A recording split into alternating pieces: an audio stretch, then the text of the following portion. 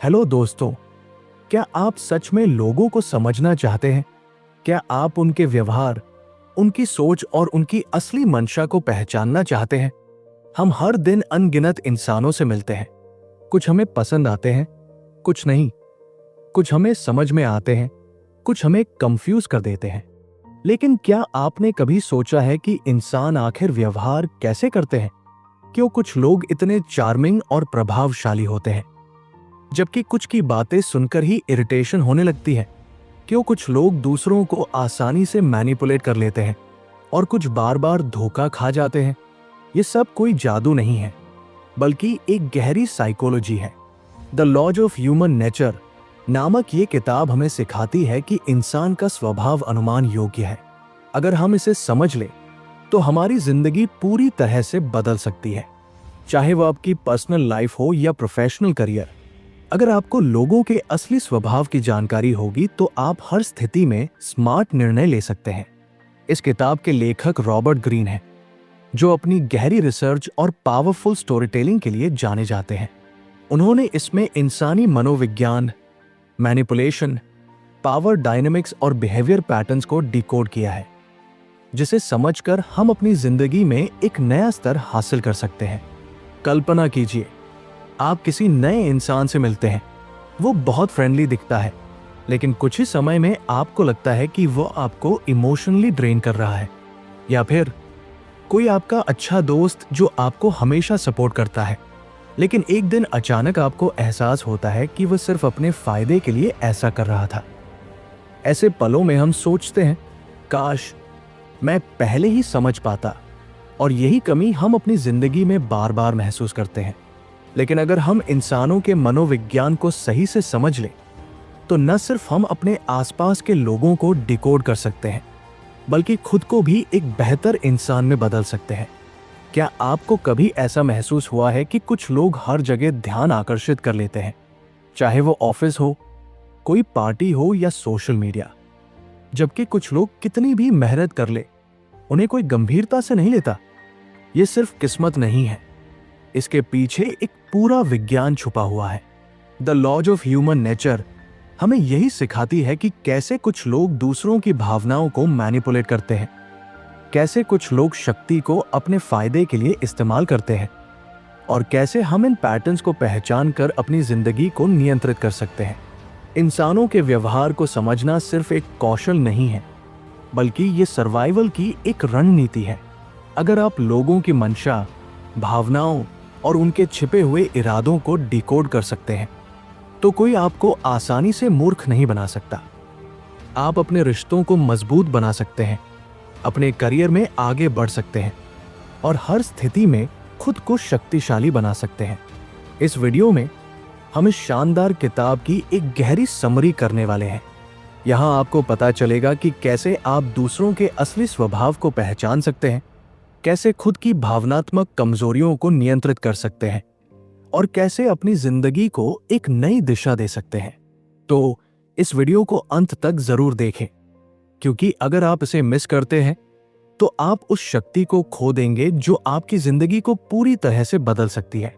अब चलिए the laws of human nature की इस शानदार यात्रा में गोता लगाते हैं, जहां हम इंसान के मनोविज्ञान के सबसे गहरे रहस्यों को उजागर करेंगे। अध्याय 1, अतार्किक का नियम। कभी आपने सोचा है कि क्यों कुछ लोग बिना किसी ठोस वजह के गुस्सा कर बैठते हैं? क्यों हम में से कई लोग अपनी भावनाओं के प्रभाव में आकर ऐसे निर्णय ले लेते हैं जो बाद में हमें पछतावे की ओर ले जाते हैं? क्यों ऐसा होता है कि हम किसी चीज को एक नजरिए से देखने लगते हैं और उसी पर अड़ जाते हैं, भले ही हकीकत कुछ और हो? ये सब इंसानी स्वभाव की एक गहरी सच्चाई को दर्शाता है। हम सभी किसी न किसी हद तक अतार्किक, इरैशनल होते हैं, और जब हम ये मान लेते हैं कि हम पूरी तरह से तार्किक, लॉजिकल, तब असल में हम सबसे ज्यादा भ्रम में होते हैं। हम अपने चारों तरफ देखें तो पाएंगे कि दुनिया में बड़े बड़े फैसले भी केवल तर्क के आधार पर नहीं लिए जाते। लोग राजनीति में, बिजनेस में, रिश्तों में और अपने करियर में भी ऐसे निर्णय लेते हैं जो अक्सर उनकी भावनाओं से प्रेरित होते हैं। फिर भी हर कोई ये मानता है कि उसने बहुत सोच समझकर और तार्किक निर्णय लिया है। एक व्यक्ति जो बहुत बुद्धिमान और शिक्षित है, फिर भी कभी कभी क्रोध में आकर ऐसा काम कर बैठता है जो उसके लिए हानिकारक साबित होता है। एक व्यापारी जो सालों से अपने बिजनेस में सफल है, लेकिन एक बार लालच में आकर कोई गलत निवेश इन्वेस्टमेंट कर लेता है और सब कुछ खो बैठता है। एक नेता जो अपनी दूरदर्शिता के लिए जाना जाता है, मगर जब अहंकार उसके ऊपर हावी हो जाता है तो वह गलत निर्णय लेकर अपनी प्रतिष्ठा को धूमिल कर लेता है। ऐसा क्यों होता है? क्योंकि इंसानी दिमाग में भावनाएं तर्क से अधिक प्रभावी होती है। जब हम किसी चीज को लेकर भावुक होते हैं तो हमारा मस्तिष्क उसे सही ठहराने के लिए कोई न कोई तर्क गढ़ लेता है, चाहे वह कितना भी गलत क्यों न हो। इसे रैशनलाइजेशन कहा जाता है। इसका मतलब यह है कि हम अपने गलत फैसलों को भी सही साबित करने की कोशिश करते हैं, बजाय इसके कि हम उन्हें स्वीकार करें और सुधारने की कोशिश करें। मान लीजिए कि आप किसी व्यक्ति को पसंद करते हैं। अगर वो कोई गलती करता है तो आप उसे नजरअंदाज कर देंगे या उसे माफ करने के बहाने ढूंढ लेंगे। लेकिन वही गलती अगर कोई ऐसा व्यक्ति करे जिसे आप पसंद नहीं करते, तो आपको वो बहुत बड़ी लगने लगेगी। ये दर्शाता है कि हम चीजों को निष्पक्ष होकर नहीं देखते, बल्कि हमारी भावनाएं हमें प्रभावित करती है। इसी तरह जब हम किसी चीज से डरते हैं तो हमारा दिमाग उसी डर को सही साबित करने के लिए कारण ढूंढने लगता है। अगर हमें लगता है कि हम असफल हो सकते हैं तो हम उन सभी कारणों पर ध्यान देने लगते हैं जो हमारी असफलता को सिद्ध कर सकते हैं। ये भावनात्मक सोच, इमोशनल थिंकिंग, हमें आगे बढ़ने से रोकती है। अगर हम सच में अपनी भावनाओं को नियंत्रित करना चाहते हैं तो सबसे पहले हमें यह समझना होगा कि हम पूरी तरह से तर्क संगत नहीं हैं। हमें खुद से ये सवाल पूछना होगा, क्या मेरा ये निर्णय किसी भावना से प्रभावित है? अगर हाँ, तो हमें एक कदम पीछे हटकर सोचना होगा। कभी कभी हमें लगता है कि कोई व्यक्ति हमारे खिलाफ है, लेकिन अगर हम अपनी भावना को अलग रखकर सोचें तो हो सकता है कि वो वास्तव में हमारी मदद करने की कोशिश कर रहा हो। जब हम गुस्से में होते हैं तो हमें यह लगता है कि हमने सही प्रतिक्रिया दी है, लेकिन अगर हम शांत दिमाग से सोचें तो हमें अपनी गलती का एहसास हो सकता है। महान लीडर्स और सफल लोग एक खास चीज में माहिर होते हैं। वे अपनी भावनाओं को नियंत्रित करना सीख जाते हैं। वे ये समझते हैं कि किसी भी परिस्थिति में तुरंत प्रतिक्रिया देने की बजाय थोड़ा रुककर, गहरी सांस लेकर और तर्कसंगत सोच अपनाकर फैसला लेना बेहतर होता है। जब भी हम किसी भावना से प्रेरित होकर कोई निर्णय लेने वाले हों तो हमें खुद से यह पूछना चाहिए, क्या मैं इस स्थिति को निष्पक्ष रूप से देख रहा हूं? क्या मेरा निर्णय किसी डर, लालच, क्रोध या अहंकार से प्रभावित हो रहा है? अगर कोई और मेरी जगह होता तो वो क्या करता? अगर हम इन सवालों के जवाब ईमानदारी से दे सकते हैं तो हम अपने तार्किक व्यवहार को पहचान सकते हैं और अपने जीवन को बेहतर बना सकते हैं। अतार्किकता केवल दूसरों में नहीं होती, ये हमारे अंदर भी होती है। अगर हम ये मान लें कि हम भी गलत सोच सकते हैं तो यही पहला कदम होगा अपने दिमाग को अधिक तार्किक बनाने की ओर। भावनाएं हमारे जीवन का हिस्सा है, लेकिन अगर हम उन्हें बिना सोचे समझे अपने निर्णयों पर हावी होने दें तो वे हमें नुकसान पहुंचा सकती है। अध्याय 2, आत्ममुग्धता का नियम। क्या आपने कभी ऐसे इंसान को देखा है जो हमेशा अपनी ही तारीफ करता रहता है, जो हर बात में खुद को सबसे बेहतर दिखाने की कोशिश करता है? या फिर कोई ऐसा व्यक्ति जो आपकी भावनाओं को समझने के बजाय सिर्फ अपने बारे में सोचता है? अगर हाँ, तो आपने आत्ममुग्धता, नार्सिसिज्म को करीब से देखा है। हम सभी अपने बारे में सोचते हैं, ये स्वाभाविक है, लेकिन कुछ लोग खुद को लेकर इतने अधिक केंद्रित होते हैं कि वे दूसरों की भावनाओं, विचारों और परेशानियों को देख ही नहीं पाते। वे अपने छोटे से दायरे में जीते हैं, जहां उनकी दुनिया का केंद्र केवल मैं होता है। यही आत्ममुग्धता है। अगर आप ध्यान दें तो पाएंगे कि ऐसे लोग हमेशा अपने बारे में बात करते हैं। अगर आप उन्हें अपनी किसी समस्या के बारे में बताएंगे तो वे तुरंत उसे अपनी किसी और बड़ी समस्या से जोड़कर बताने लगेंगे। उन्हें इस बात से फर्क नहीं पड़ता कि आप कैसा महसूस कर रहे हैं, क्योंकि उनके लिए सबसे जरूरी चीज उनकी खुद की छवि होती है। आत्ममुग्धता केवल उन लोगों तक सीमित नहीं है जो दूसरों के सामने खुद को महान दिखाने की कोशिश करते हैं। ये एक बहुत गहरे स्तर पर हर इंसान के अंदर पाई जाती है। हम सब किसी न किसी रूप में आत्ममुग्ध होते हैं। जब कोई हमारी तारीफ करता है तो हमें अच्छा लगता है, जब कोई हमारी आलोचना करता है तो हमें बुरा लगता है। लेकिन जो लोग पूरी तरह से आत्ममुग्ध होते हैं, वे इस भावना को अपनी पूरी पहचान बना लेते हैं। उनके लिए दुनिया केवल उन्हीं के इर्द गिर्द घूमती है। बचपन में हर बच्चा स्वाभाविक रूप से आत्म केंद्रित होता है। एक छोटे बच्चे के लिए उसकी दुनिया बस वही होती है। वह ये नहीं समझ पाता कि उसके माता पिता भी थक सकते हैं या परेशान हो सकते हैं।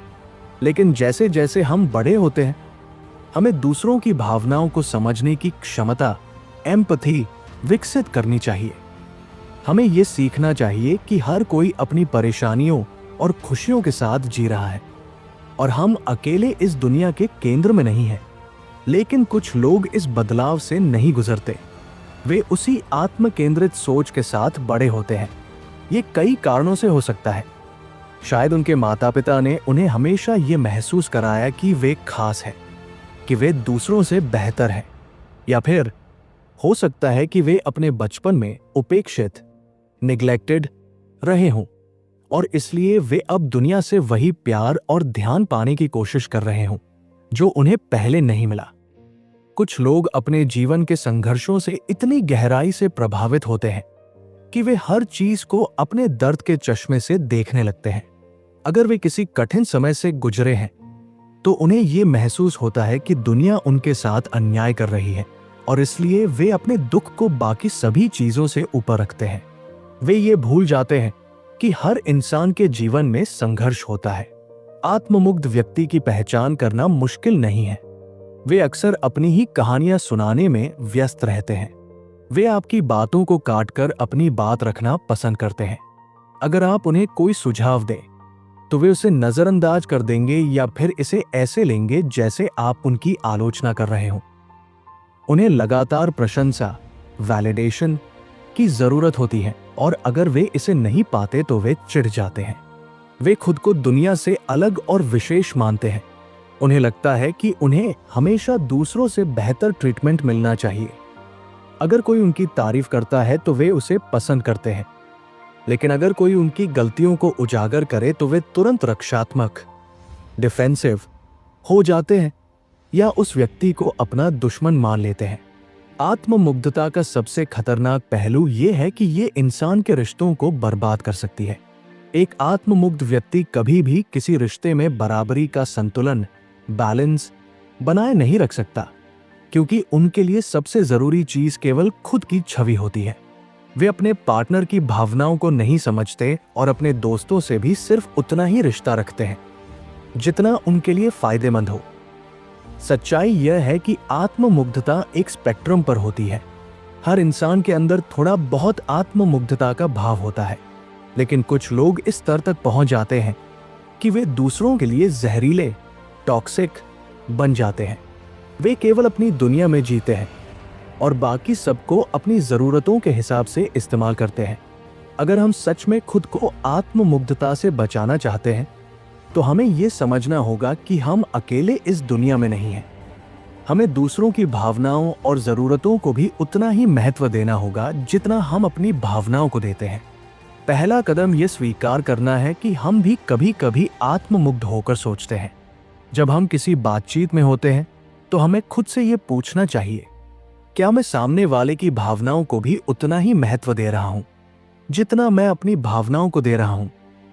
अगर जवाब नहीं है तो हमें खुद को बदलने की जरूरत है।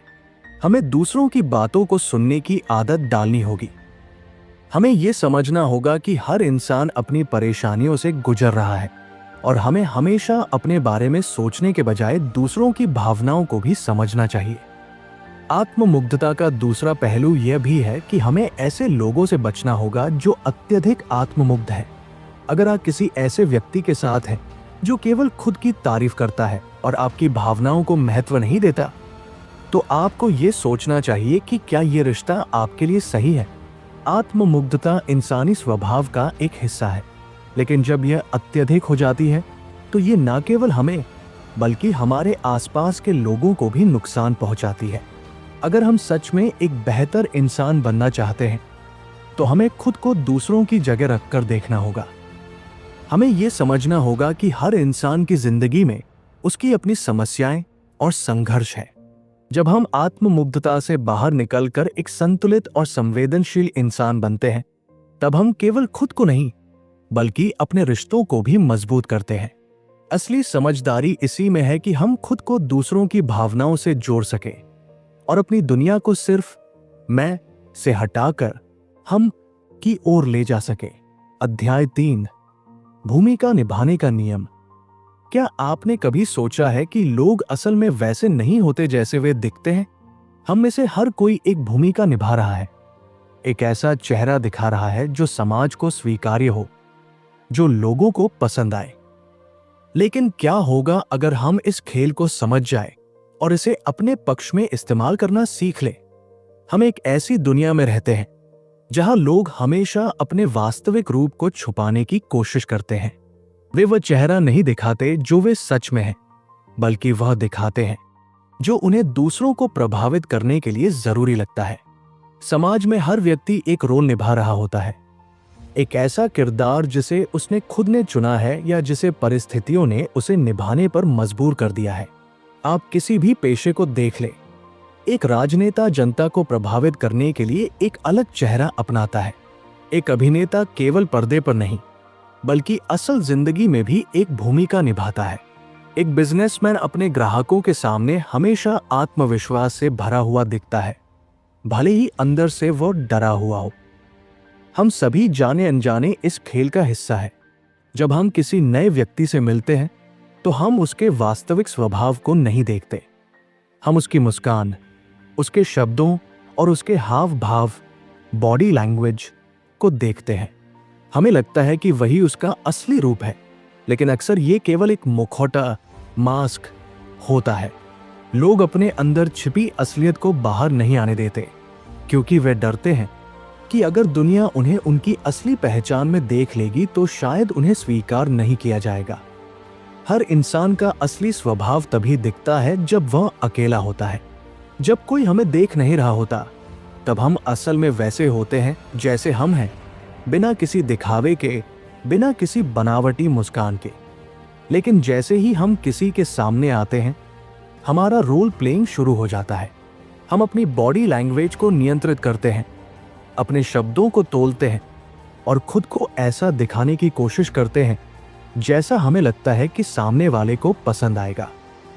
बचपन से ही हमें यह सिखाया जाता है कि हमें कैसे व्यवहार करना चाहिए। जब हम स्कूल में होते हैं तो हमें अनुशासित, डिसिप्लिन्ड दिखना पड़ता है, भले ही हमारा मन शरारत करने का हो। जब हम नौकरी पर जाते हैं तो हमें हमेशा पेशेवर और आत्मविश्वास से भरा दिखना होता है, भले ही अंदर से हम घबराए हुए हों। जब हम समाज में होते हैं तो हमें अच्छा, दयालु और समझदार दिखना होता है, भले ही हमारे मन में असली भावनाएं कुछ और ही चल रही हों। लोग भूमिकाएं इसलिए निभाते हैं क्योंकि ये उन्हें समाज में स्वीकार्यता, एक्सेप्टेंस दिलाती है। एक कर्मचारी अपने बॉस के सामने एक आदर्श कर्मचारी की भूमिका निभाता है।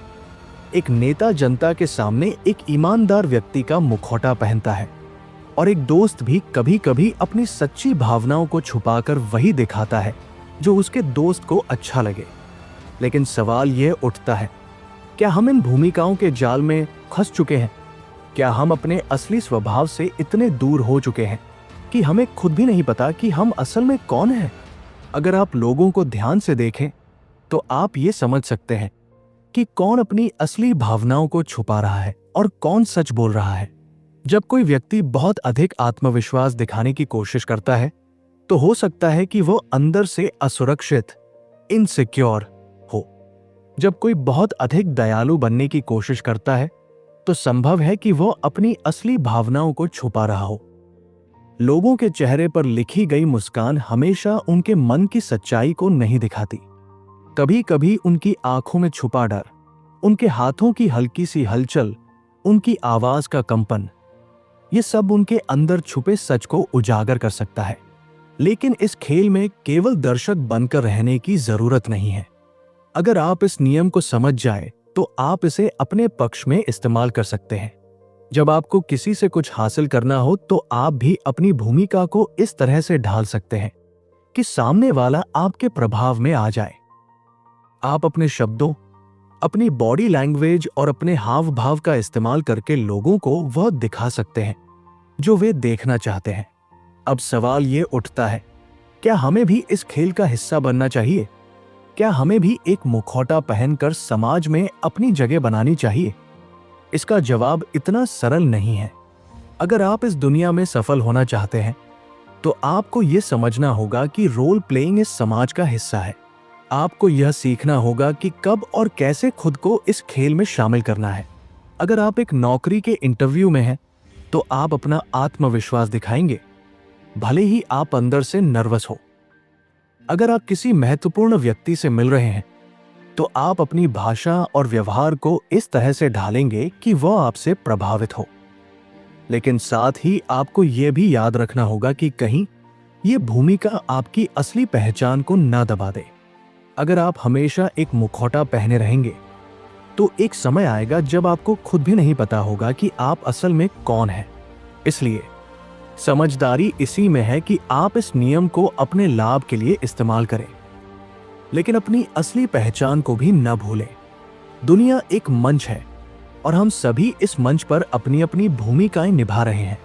कोई ये दिखाने की कोशिश कर रहा है कि वह बहुत सफल है, कोई ये साबित करने में लगा है कि वह बहुत खुश है, और कोई अपने दुख को छुपाकर मुस्कान का मुखौटा पहने हुए है। लेकिन अगर आप इस खेल को समझ जाए तो आप इसे अपने फायदे के लिए इस्तेमाल कर सकते हैं।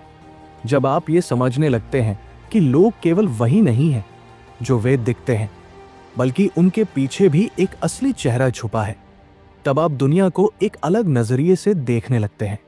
आप झूठी मुस्कानों के पीछे का दर्द देख सकते हैं, बनावटी आत्मविश्वास के पीछे की असुरक्षा महसूस कर सकते हैं, और दिखावे के शब्दों के पीछे छुपी सच्चाई को पहचान सकते हैं।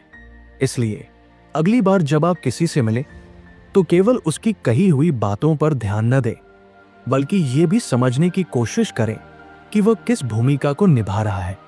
और सबसे जरूरी बात, इस दुनिया में अपनी भूमिका को इस तरह निभाएं कि आप खुद को भी न भूलें, क्योंकि असली जीत इसी में है कि आप दुनिया के इस खेल को खेलें, लेकिन अपनी असल पहचान को खोए बिना। अध्याय 4, ईर्ष्या का नियम। क्या आपने कभी महसूस किया है कि जब कोई आपके आसपास सफल होता है तो आपको खुशी कम और बेचैनी ज्यादा होती है? क्या आप कभी अपने ही किसी दोस्त की तरक्की देखकर असहज महसूस करने लगते हैं? ये कोई मामूली भावना नहीं है, बल्कि ये ईर्ष्या, एनवी है, एक ऐसा जहर जो इंसान के मन को धीरे धीरे खा जाता है। हम इंसान अपने स्वभाव से ही एक दूसरे की तुलना करने के आदी हैं। जब हम किसी को खुद से आगे बढ़ते देखते हैं तो हमारे मन में दो तरह की भावनाएं जन्म लेती है। या तो हम उनकी सफलता से प्रेरित होते हैं या फिर अंदर ही अंदर जलने लगते हैं। ईर्ष्या कोई नई चीज नहीं है, ये उतनी ही पुरानी है जितनी कि इंसान की सभ्यता। इतिहास में देखें तो पाएंगे कि सबसे बड़े युद्ध, षड्यंत्र और धोखाधड़ी के पीछे अक्सर ईर्ष्या ही रही है। कई बार ईर्ष्या इतनी गहरी होती है कि हम इसे पहचान भी नहीं पाते। हम सोचते हैं कि किसी की सफलता हमें प्रभावित नहीं करती, लेकिन जब वही व्यक्ति हमसे आगे निकल जाता है तो हमारे अंदर एक अजीब सी बेचैनी शुरू हो जाती है। हम खुद से सवाल पूछते हैं, मैं क्यों नहीं? मेरे पास ये क्यों नहीं? उसने ऐसा क्या किया जो मैं नहीं कर सका? और यहीं से शुरू होता है ईर्ष्या का खेल। ईर्ष्या का सबसे खतरनाक पहलू यह है कि यह धीरे धीरे हमारे व्यक्तित्व को अंदर से खोखला कर देती है। यह हमें दूसरों की उपलब्धियों पर ध्यान देने और अपनी खुद की क्षमता को नजरअंदाज करने के लिए मजबूर कर देती है। हम अपने लक्ष्यों से भटक जाते हैं क्योंकि हमारा पूरा ध्यान इस पर होता है कि दूसरा व्यक्ति क्या कर रहा है और हमें उससे आगे कैसे निकलना है। अगर हम अपने आसपास ध्यान दे तो पाएंगे कि लोग ईर्ष्या को अलग अलग तरीकों से व्यक्त करते हैं। कुछ इसे खुले तौर पर दिखाते हैं, वे आपकी सफलता को कम आंकेंगे, आपको नीचा दिखाने की कोशिश करेंगे या आपकी उपलब्धियों को सिर्फ किस्मत कहकर टाल देंगे। लेकिन कुछ लोग इसे छुपा लेते हैं। वे आपकी तारीफ तो करेंगे, लेकिन उनकी आंखों और शब्दों में एक छुपा हुआ दर्द होगा। वे आपकी मदद करने का दिखावा तो करेंगे, लेकिन अंदर ही अंदर चाहेंगे कि आप असफल हो जाए।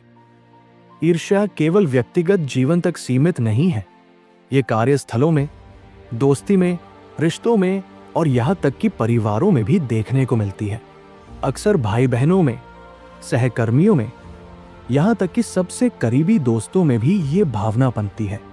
किसी का प्रमोशन हो जाए, किसी को एक अच्छा जीवन साथी मिल जाए, कोई अपनी पसंद का करियर बना ले, बस यही वो क्षण होते हैं जब ईर्ष्या चुपके से हमारे मन में जगह बना लेती है। लेकिन क्या ईर्ष्या को पूरी तरह से खत्म किया जा सकता है? शायद नहीं, क्योंकि ये इंसानी स्वभाव का हिस्सा है। लेकिन इसे नियंत्रित जरूर किया जा सकता है। अगर हम समझ जाए कि ईर्ष्या हमें हमारी खुद की क्षमता से भटकाने का काम करती है, तो हम इसे अपने फायदे के लिए इस्तेमाल कर सकते हैं। ईर्ष्या को नकारात्मक भावना बनाने के बजाय इसे प्रेरणा का स्रोत बनाया जा सकता है। अगर कोई हमसे बेहतर कर रहा है, तो हम उससे सीख सकते हैं, न कि उससे जल सकते हैं। दुनिया में जो लोग सफल हुए हैं, वे केवल अपनी मेहनत की वजह से नहीं, बल्कि इसलिए भी सफल हुए हैं क्योंकि उन्होंने अपनी ईर्ष्या को सकारात्मक दिशा में मोड़ दिया। उन्होंने दूसरों की सफलता से सीखने की आदत डाली, न कि उसे देखकर खुद को कोसने की। इसलिए अगली बार जब आप किसी की सफलता देखकर असहज महसूस करें, तो खुद से ये सवाल पूछें, क्या मैं इस भावना को अपने विकास के लिए इस्तेमाल कर सकता हूं? अगर हाँ, तो इसे प्रेरणा बनाइए, और अगर नहीं, तो इसे तुरंत अपने मन से निकाल दीजिए। क्योंकि ईर्ष्या में जलते रहने से कोई आगे नहीं बढ़ता, बल्कि जो इसे पहचान कर काबू कर लेता है, वही असली विजेता होता है। अध्याय 5, आक्रामकता का नियम। क्या आपको कभी ऐसा महसूस हुआ है कि कोई आपके खिलाफ चुपचाप साजिश रच रहा है? क्या आप कभी किसी व्यक्ति के मीठे शब्दों के पीछे छिपे गुस्से और जलन को महसूस कर पाए हैं? दुनिया में हर इंसान आक्रामकता, अग्रेशन को अलग अलग रूपों में जीता और व्यक्त करता है। कुछ इसे खुलकर दिखाते हैं, तो कुछ इसे मुस्कान के पीछे छिपा लेते हैं। लेकिन एक बात तय है, आक्रामकता हमारे जीवन का हिस्सा है और इसे समझना हमारी सबसे बड़ी ताकत हो सकती है। आक्रामकता को अक्सर गलत समझा जाता है।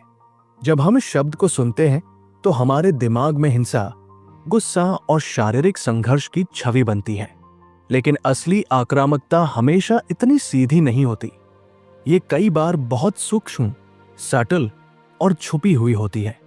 ये केवल शारीरिक रूप में नहीं, बल्कि शब्दों, भावनाओं और मानसिक खेलों, माइंड गेम्स के रूप में भी सामने आती है। कुछ लोग आक्रामकता को एक हथियार की तरह इस्तेमाल करते हैं, जबकि कुछ इसे नियंत्रित करने की कोशिश करते हैं।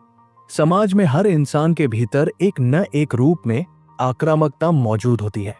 फर्क सिर्फ इतना है कि कुछ इसे नियंत्रित और सही दिशा में मोड़ना जानते हैं, जबकि कुछ इसे दूसरों के खिलाफ नफरत और बदले की भावना में बदल देते हैं। बचपन से ही हमें सिखाया जाता है कि हमें विनम्र, पोलाइट और शांत रहना चाहिए। हमें अपने गुस्से को दबाना चाहिए। लेकिन क्या वास्तव में गुस्से को दबाना सही तरीका है, या फिर हमें इसे समझकर सही दिशा में इस्तेमाल करना चाहिए? जब हम अपने आसपास के लोगों को देखते हैं, तो हमें कई तरह की आक्रामकता देखने को मिलती है। कुछ लोग सीधे टकराव, कॉन्फ्रॉन्टेशन में विश्वास रखते हैं। वे अपने गुस्से को खुलकर जाहिर करते हैं, बिना किसी डर के। वे बहस करते हैं, अपनी बात मनवाने के लिए जोर लगाते हैं और कभी कभी लड़ाई तक करने को तैयार हो जाते हैं। ये खुले रूप में दिखने वाली आक्रामकता होती है, जिसे पहचानना आसान होता है। लेकिन कुछ लोग ऐसे होते हैं जो अपनी आक्रामकता को एक अलग ही स्तर पर ले जाते हैं। वे इसे छुपा कर रखते हैं, अपनी नाराजगी को मीठे शब्दों और दिखावे की मुस्कान में लपेट कर पेश करते हैं। छुपी हुई आक्रामकता, पैसिव अग्रेशन, सबसे खतरनाक होती है। ऐसे लोग सीधे लड़ाई नहीं करते, बल्कि दूसरों के खिलाफ गुप्त रूप से साजिशें रचते हैं। वे दूसरों की सफलता में अड़चन डालते हैं, पीठ पीछे बुरा बोलते हैं और दिखावे के रिश्ते निभाते हैं। वे कभी खुलकर अपना गुस्सा नहीं दिखाते, लेकिन उनके मन में जलन और नफरत पलती रहती है। वे सामने से तो आपकी तारीफ करेंगे, लेकिन आपकी नाकामयाबी का इंतजार भी करेंगे। कई बार हम खुद भी इस आक्रामकता का शिकार होते हैं। जब हमें दबाया जाता है, जब हमें अनदेखा किया जाता है, जब हमारी मेहनत का श्रेय कोई और ले लेता है, तब हमारे अंदर भी आक्रामकता जन्म लेती है। लेकिन सवाल यह है कि हम इसे कैसे व्यक्त करते हैं। क्या हम इसे सही दिशा में मोड़ते हैं या इसे अपने ऊपर हावी होने देते हैं? जो लोग आक्रामकता को समझ जाते हैं और इसे नियंत्रित कर लेते हैं, वे समाज में अपनी एक मजबूत पहचान बना पाते हैं। इतिहास में जितने भी महान नेता, बिजनेसमैन और प्रभावशाली लोग हुए हैं, उन्होंने अपनी आक्रामकता को सही दिशा में मोड़ने की कला सीख ली थी। वे अपने गुस्से और आक्रामक ऊर्जा को नष्ट करने के बजाय इसे अपने लक्ष्यों को पाने में लगाते थे। उन्होंने टकराव से बचने के बजाय उसका सामना करना सीखा। आक्रामकता को पूरी तरह खत्म करना संभव नहीं है, क्योंकि ये हमारे अंदर स्वाभाविक रूप से मौजूद होती है। लेकिन इसे समझकर, इसे सही दिशा में इस्तेमाल करके हम इसे अपनी ताकत बना सकते हैं। जब कोई हमें चुनौती देता है, जब कोई हमें कमजोर साबित करने की कोशिश करता है, तो हमें उस ऊर्जा को अपने आत्म सुधार, सेल्फ इंप्रूवमेंट में लगाना चाहिए, न कि उसे नफरत और बदले की भावना में बर्बाद करना चाहिए। इसीलिए अगली बार जब आपको अपने भीतर गुस्से की लहर महसूस हो, तो खुद से पूछें, क्या मैं इसे बेकार की लड़ाई में बर्बाद करने वाला हूं या इसे अपनी सफलता का हथियार बनाने वाला हूं? क्योंकि आक्रामकता को नियंत्रित करने वाला व्यक्ति ही असली विजेता होता है। अध्याय 6, भीड़ का अनुसरण करने का नियम। क्या आपने कभी खुद को किसी भीड़ का हिस्सा बनते हुए पाया है, बिना ये सोचे कि आप सच में ऐसा क्यों कर रहे हैं? क्या आपने कभी किसी ट्रेंड को सिर्फ इसलिए अपनाया है क्योंकि बाकी सब वही कर रहे थे? हम सोचते हैं कि हम अपने फैसले खुद लेते हैं, लेकिन सच ये है कि समाज, संस्कृति और हमारे आसपास मौजूद लोग हमें उस दिशा में धकेलते हैं जहां हम बिना सोचे समझे भीड़ का हिस्सा बन जाते हैं। ये एक अदृश्य ताकत है जो हमारी सोच, हमारी पसंद और यहां तक कि हमारे सपनों को भी नियंत्रित करती है। हम इंसान सामाजिक प्राणी, सोशल बीइंग्स। हम जन्म से ही एक समुदाय का हिस्सा होते हैं और हमें इस बात की परवाह होती है कि लोग हमारे बारे में क्या सोचते हैं। हम ये नहीं चाहते कि हमें अलग या अजीब समझा जाए। इसी वजह से कई बार हम अपने असली विचारों और इच्छाओं को दबाकर वही रास्ता चुनते हैं जो बाकी सबने चुना है।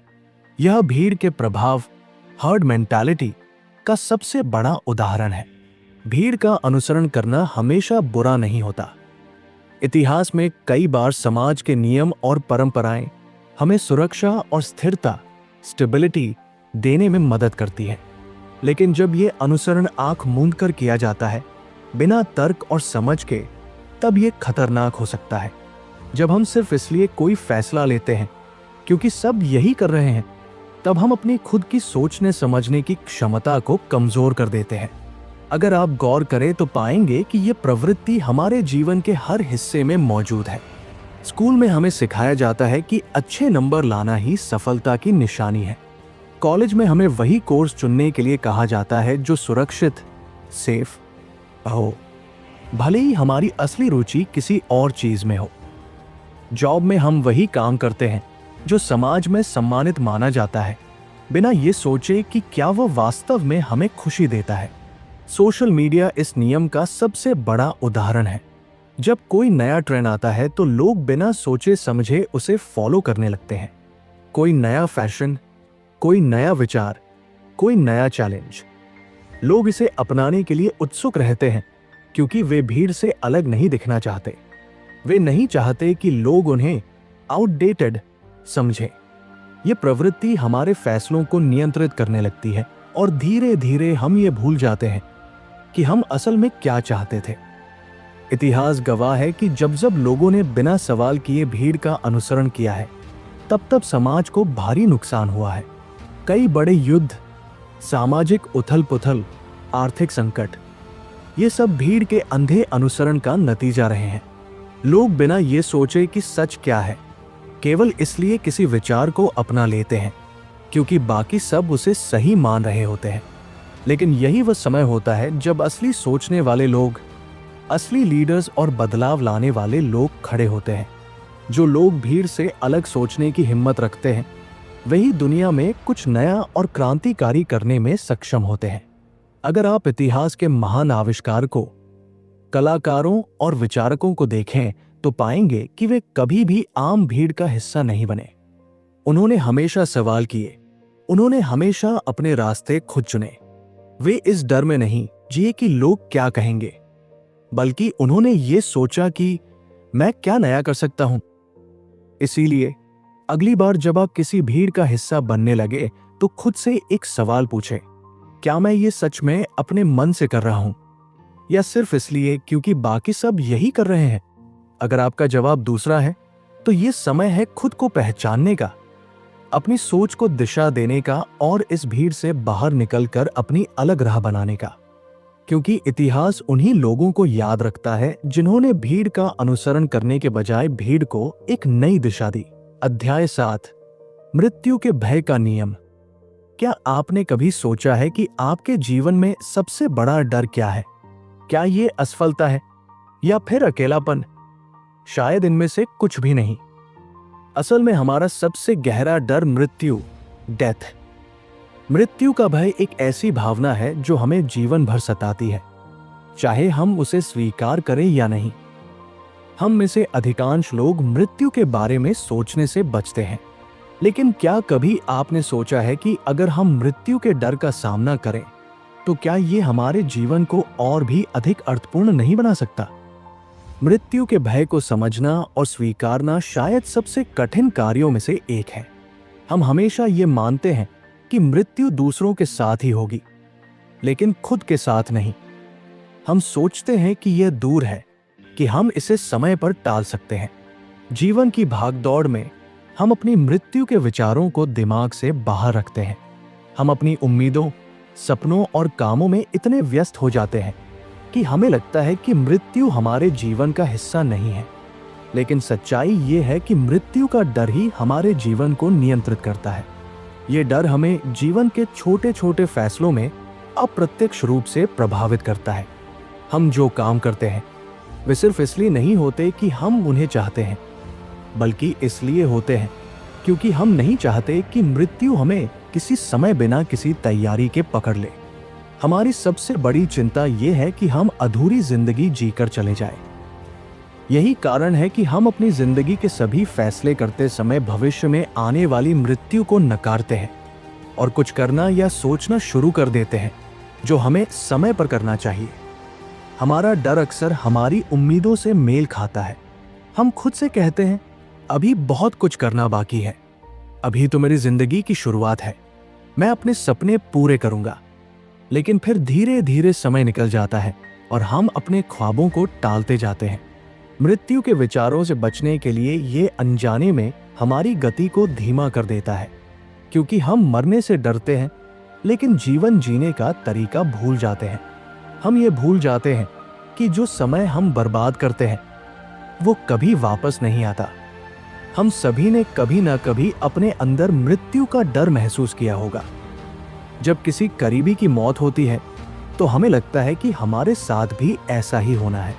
उस क्षण में हम महसूस करते हैं कि जीवन कितनी नाजुक चीज है और हम कितनी जल्दी इसे खो सकते हैं। हम जो अपनी पूरी जिंदगी में नहीं करते वही एक पल में सोचते हैं, अगर मेरी भी मृत्यु हो जाए तो क्या होगा। ये डर केवल इंसान की मानसिक स्थिति को प्रभावित नहीं करता, बल्कि हमारी पूरी जीवन शैली को भी बदल देता है।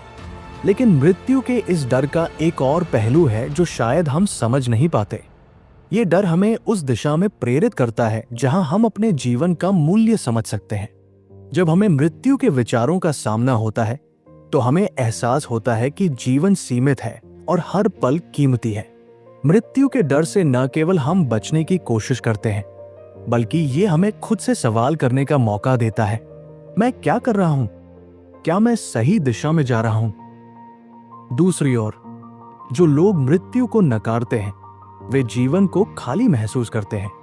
वे न केवल अपने जीवन के उद्देश्य से भटकते हैं बल्कि हर कदम पर वह भय महसूस करते हैं कि उनका जीवन अधूरा रह जाएगा। वे समय का सदुपयोग नहीं कर पाते क्योंकि उन्हें लगता है कि मृत्यु कभी दूर नहीं जाती। वे बिना किसी लक्ष्य के, बिना किसी उद्देश्य के अपना जीवन जीते जाते हैं। लेकिन असली समझ यह है कि जब हम मृत्यु के डर का सामना करते हैं और इसे स्वीकार करते हैं तो हम अपने जीवन को पूरी तरह से जी सकते हैं। हम हर दिन को इतना मूल्यवान बना सकते हैं कि हमें यह लगे कि हमने अपनी जिंदगी खो दी। जब हम मृत्यु को नकारने के बजाय उसे एक सच्चाई के रूप में स्वीकार करते हैं तो हमें अपने जीवन की वास्तविकता को समझने का अवसर मिलता है। हम अपनी सीमाओं, अपनी शक्तियों और अपनी कमजोरियों को पहचानते हैं। जब हम मृत्यु को स्वीकार करते हैं तो हम जीवन को पूरी तरह से जीने का साहस पाते हैं। यह हमें अपने सपनों का पीछा करने, अपने डर को पार करने और जीवन के हर पल को सच्चे दिल से जीने की प्रेरणा देता है। मृत्यु को स्वीकार करने का मतलब यह नहीं है कि हम इसे जल्द ही अपनाने की कोशिश करें, बल्कि इसका मतलब है कि हम अपने जीवन को अधिक अर्थपूर्ण और मूल्यवान बना सकते हैं। इसीलिए जब भी आपको मृत्यु का डर महसूस हो तो खुद से ये सवाल पूछें, क्या मैं इस डर को अपने जीवन को जीने के तरीके में एक प्रेरणा के रूप में बदल सकता हूं? पुस्तक के अंत में हम ये समझ पाते हैं कि मानव स्वभाव कितना जटिल और रहस्यमय है।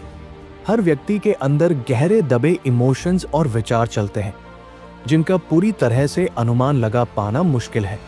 लेकिन जब हम इन नियमों को समझने लगते हैं तो हम न सिर्फ दूसरों के व्यवहार को बेहतर तरीके से समझ पाते हैं बल्कि खुद को भी एक नई नजर से देख सकते हैं। ये नियम हमें आत्म जागरूकता, सेल्फ अवेयरनेस और संवेदनशीलता, एम्पैथी के महत्व को बताते हैं और हमें ये सिखाते हैं कि कैसे हम अपने और दूसरों के बीच के रिश्तों को और भी मजबूत और प्रभावशाली बना सकते हैं। हर व्यक्ति के अंदर आक्रामकता, ईर्ष्या, भय और अन्य छिपी हुई भावनाएं होती हैं। जब हम इन भावनाओं को पहचानते हैं और उन्हें समझते हैं तो हम अपनी जिंदगी में बेहतर फैसले ले सकते हैं और रिश्तों में कम गलतफहमियां पैदा कर सकते हैं। यही नहीं, इन मानव स्वभाव के नियमों को समझकर हम अपने व्यक्तिगत और पेशेवर जीवन में अधिक सफलता प्राप्त कर सकते हैं। जीवन में जिस तरह से हम दूसरों के साथ बर्ताव करते हैं वही हमें वापस मिलता है। इसलिए खुद को समझने और दूसरों को समझने की कोशिश करना न केवल हमें मानसिक शांति देता है बल्कि हमारे जीवन को और भी प्रभावशाली बना सकता है। अगर आपको ये वीडियो पसंद आया हो तो कृपया लाइक और सब्सक्राइब करना न भूलें। रीडपीडिया पर जुड़े और इसी तरह के और गहरे ज्ञान से भरपूर वीडियो देखें। अगले वीडियो में फिर मिलेंगे। तब तक खुश रहिए और अपने जीवन को पूरी तरह से जीने की कोशिश करते रहिए। धन्यवाद।